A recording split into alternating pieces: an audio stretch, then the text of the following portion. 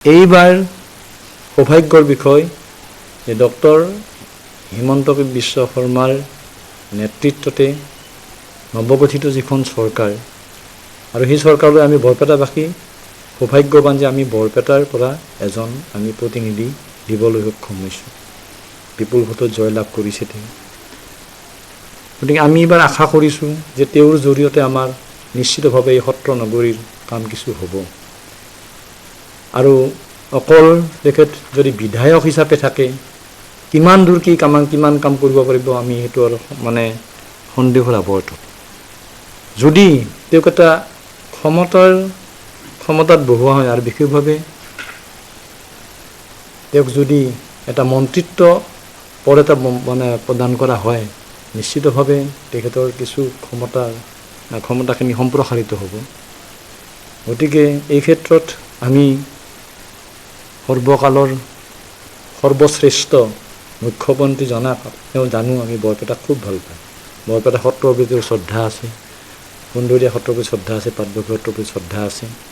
গতিকে আজি তিনিজন আমি সত্ৰাধিকাৰী লগ লাগি আমি তেখেতক এটা অনুৰোধ কৰিব নোৱাৰোঁনে যে অন্ততঃ বৰপেটাক অসমৰ সৈতে সমানে আগুৱাই নিয়াৰ ক্ষেত্ৰত যদি এইখন চৰকাৰে বিভিন্ন কৰ্মকৰ্তা হাতত লয়, তাৰোপৰি আমাৰ যিজন বিধায়ক আছে বিধায়কজনক এটা যদি ক্ষমতাৰ অধিষ্ঠিত কৰে অৰ্থাৎ যদি এটা মন্ত্ৰীপদ দিয়ে তেনেহ'লে আমি বৰ সুখী হ'লোহেঁতেন।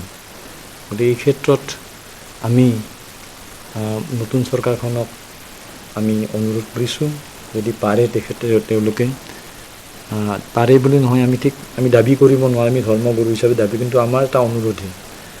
গতিকে এই ক্ষেত্ৰত আমি ভাবিছোঁ যে এই 5 বছৰীয়া চৰকাৰ দিনত অন্ততঃ আমাৰ বৰপেটা অসমৰ সমানে আগুৱাই যাব। কাৰণ আমাৰ যাতায়াত ব্যৱস্থা, আমাৰ অৰ্থনৈতিক অৱস্থা বা অন্যান্য ক্ষেত্ৰত আমাৰ বহু পিছ পৰি আছে আজি বৰপেটা। গতিকে নেতৃত্বৰ অভাৱতে আজি এইবাৰ নেতা পাইছোঁ আমি। গতিকে সেই নেতাজনক যদি আমাৰ বোধেৰে আমি যিখিনি কথা অনুৰোধ কৰিছোঁ সেইখিনি যদি তেওঁ মানি লয় আমি খুব সুখী হ'লোহেঁতেন।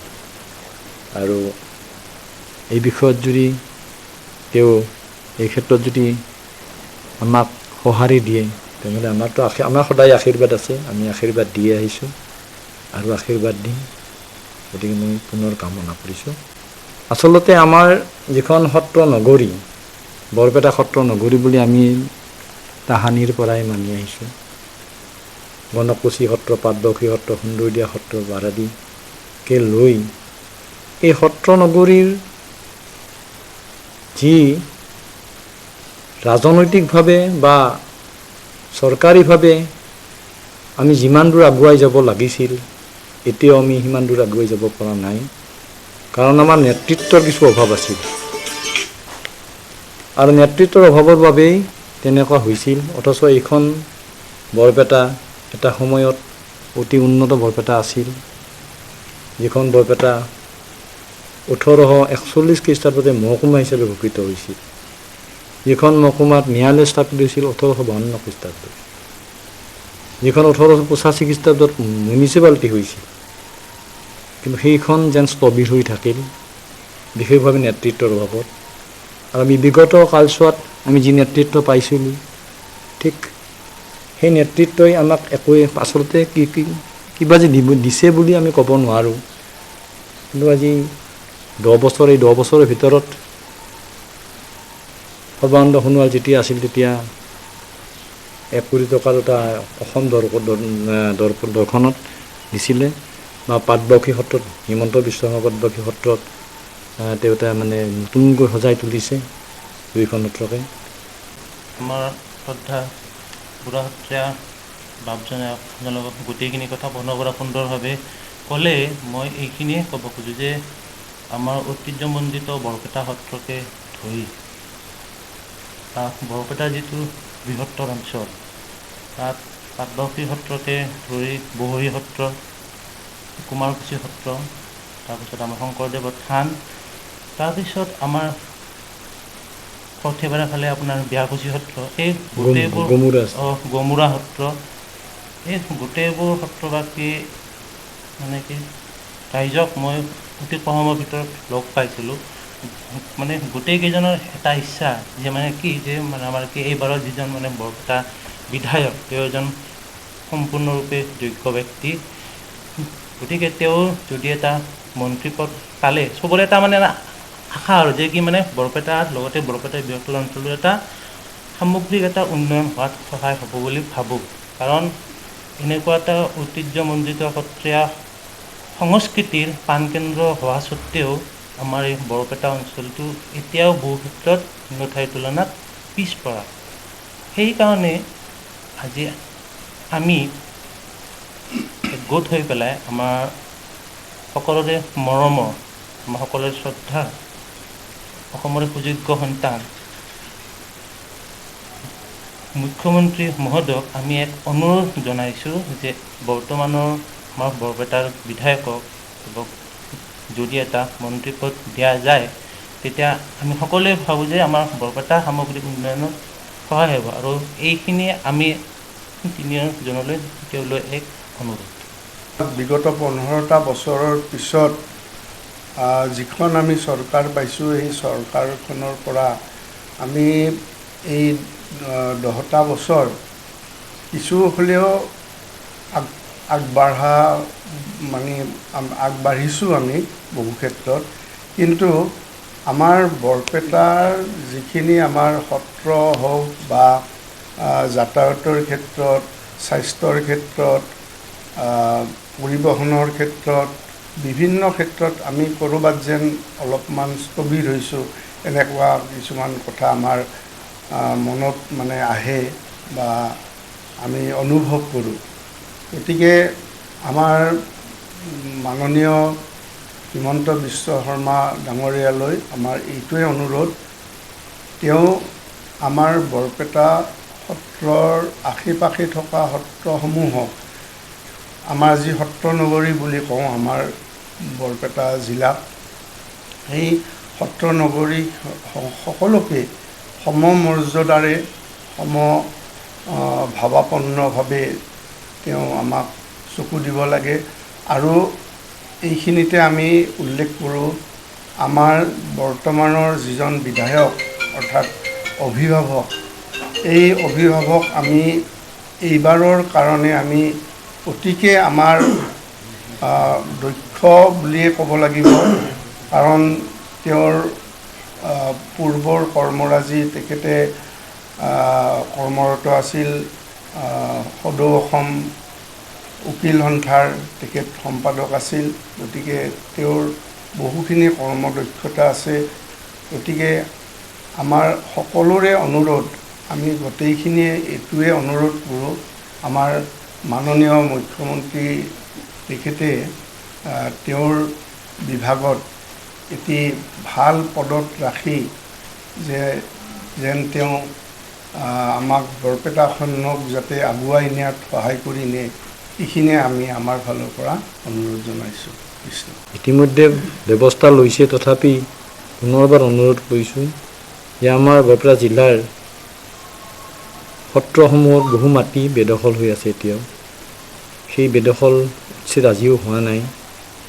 গতিকে এই ক্ষেত্ৰত নিশ্চিতভাৱে মাননীয় মুখ্যমন্ত্ৰী মহোদয়ে ব্যৱস্থা ল'ব, তাকো আশা কৰিছোঁ। সত্ৰৰ মাটি বেদখল বিশেষকৈ বৰপেটা জিলাত বহুখিনি মাটিয়ে বেদখলীকৃত হৈ আছে। আমাৰ উদাহৰণস্বৰূপে বৰপেটা সত্ৰৰ 5,545 বিঘা মাটি আছিলে, এতিয়া আমাৰ 3,002 বিঘা মাটিহে আছে। বাকীখিনি ক'ত গ'ল?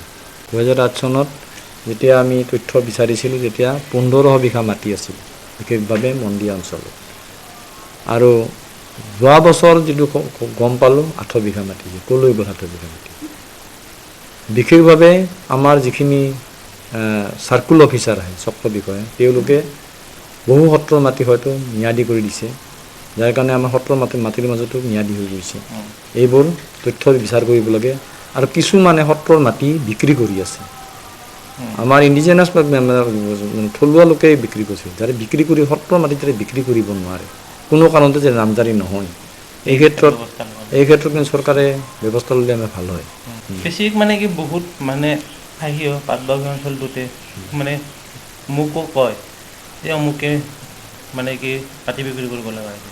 যোৱা বছৰতো আমি তেনেকুৱা খবৰ পাই আমি মানে কি চাৰ্কল অফিচত এপ্লিকেশ্যন দিব লগা হৈছে। আৰু তেনেকুৱা কথা মই আন যিবিলাক সত্ৰ আছে মানে তেওঁলোকৰ মানে বাসিন্দাৰ পৰা আমি কথাটো মানে গম পাইছোঁ। আৰু মানে এই গোটেইটো কি হৈছে আমাৰ মানে এটা সত্ৰাংশৰ যিটো মানে ভৱিষ্যত আৰু সেইটোক লৈ এটা মানে বহুত প্ৰশ্নচিহ্ন এটা কৰিছে। সেইকাৰণে এই ক্ষেত্ৰত আমি চৰকাৰক অনুৰোধ কৰাৰ লগতে আমি আমাৰ থলুৱা মানুহৰ মাজতো এক সজাগতা এটা সৃষ্টি কৰিব লাগিব। মানে কি খিলঞ্জীয়া লোক নহয় আৰু খিলঞ্জীয়া বেলেগ সম্প্ৰদায় এতিয়া যিখন যোৱাবাৰ আইন যিখন হৈছে 5 কিলোমিটাৰ ৰেডিয়াছ, গতিকে 5 কিলোমিটাৰ সত্ৰৰ 5 কিলোমিটাৰ দূৰলৈকে মাটি তেনেকৈ বিক্ৰী কৰিব নোৱাৰিব। সেই আইনখন হৈছে সেইটো মানে সেই আইনখন সম্পূৰ্ণ প্ৰয়োগ হ'ব লাগে। আৰু এই ক্ষেত্ৰত যাতে সত্ৰৰ মাটি কোনো কাৰণতে যেনে মানে অনা অসমীয়া বা অন্যান্য যিসকল লোক আগ্ৰাসী ভূমিকাৰ লোক তেওঁলোকে যাতে সেই মাটি ক্ৰয় কৰিব নোৱাৰে। 2008 যদি মন্দা অঞ্চলত 15 বিঘা মাটি থকাৰ বাবে তেওঁলোকে ৰিপৰ্ট দিছিল। তাৰপিছত এতিয়া 2019 বা 2026 কিয় 800 বিঘা হ'ল, 798 বিঘা হ'ল? তাৰ কাৰণ ক'ত গ'ল মাটিখিনি? তাৰ মাটি যেতিয়া সত্ৰ মাটি বিচাৰি যাওঁতে ম্যাদী হৈ আছে কিছুমান। সত্ৰই আমি খালি আবেদন কৰিব পাৰোঁ।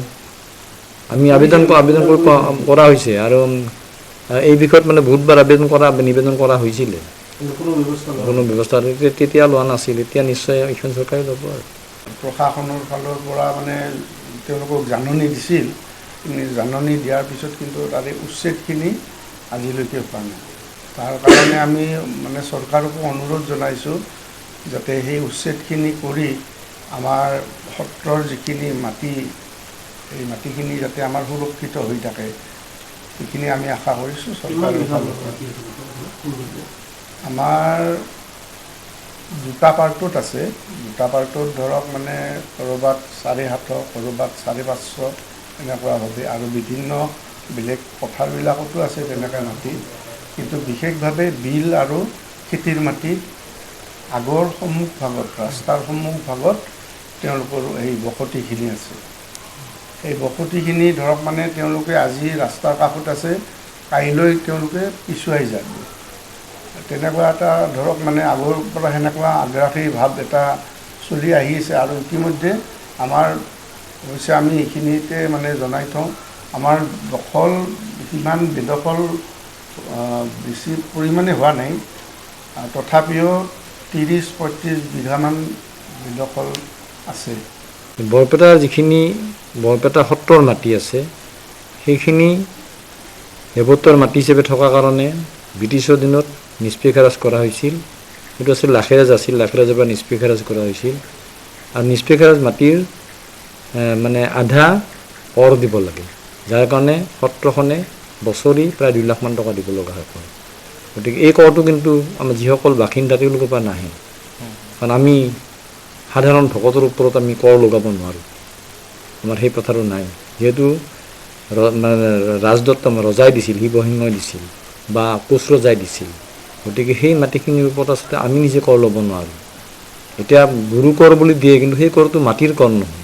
আজি মাটিৰ যিমান বাঢ়িছে, বিঘাত কিমান টকা হৈছে, গতিকে সেই হিচাপে আমি এইটো মানে আমাৰ কেতিয়াবা মানে যোৱাবাৰ 13 লাখ 14 লাখ মান টকা আমি চৰকাৰক দিব লগা হৈছে।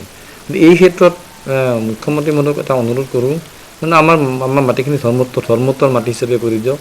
কাৰণ দেৱোত্তৰ বা ব্ৰহ্মোত্তৰ মাটি হ'লে খাজনা দিব লাগিব, কিন্তু ধৰ্মোত্তৰ মাটি হ'লে হয়তো খাজনা দিব নালাগে। এই বিষয়ত তেওঁ আইনৰ মানুহ, তেওঁ বেছিকৈ জানিব। গতিকে এই ক্ষেত্ৰত আমি সেইটো অনুৰোধ কৰোঁ। আৰু বৰপেটা চহৰত প্ৰায় 1100 বিঘা মাটি আছে। আৰু এতিয়া মানে আমাৰ মানে তাৰ পৰা যিখিনি আমি কৰ পাওঁ সেইখিনি আচলতে মানে নতুন জৰীপ নোহোৱা পৰ্যন্ত আমি কাৰ কিমান মাটি আছে আমি সেইটো নাজানো। এতিয়া কোনোবা নামত এক কথা আছিলে, কিন্তু তেওঁলোকৰ পাছফালে খাল আছিলে, খালটো বান্ধি বিঘা হৈ গ'ল, কিন্তু আমি একথাৰ মাটিৰে পইচা পাইছোঁ। তেনেকুৱা এটা অসুবিধা হয়। গতিকে এই ক্ষেত্ৰত যদি নতুনকৈ জৰীপ কৰে, জৰীপ আমি সত্ৰই কৰাৰ আমাৰ সাধ্য নাই। চৰকাৰীভাৱে কৰিব লাগিব। জৰীপ কৰিবা বিশেষকৈ অকল বৰপেটা নহয়, পাটবাউসীতে হওক বা আমাৰ হৰিদেৱী সত্ৰ যে আছে ভগৰীতে হওক, গতিকে বৰপেটা জিলাত বহুকেইখন সত্ৰ তেনেকুৱা হৈছে। হয়, আমাৰ ক্ষেত্ৰত হৈছে। গতিকে এই ক্ষেত্ৰত যদি সেই ব্যৱস্থাটো লয় তেনেহ'লে বৰ ভাল হয়। আপুনি বিচৰা বাতৰি পাব কেৱল নিউজ 18 এপত। নিউজ 18 এপ ডাউনলোড কৰিবলৈ স্কেন কৰক এই QR কোড। গুগল প্লে ষ্টৰতো পাব এই নিউজ 18 এপ।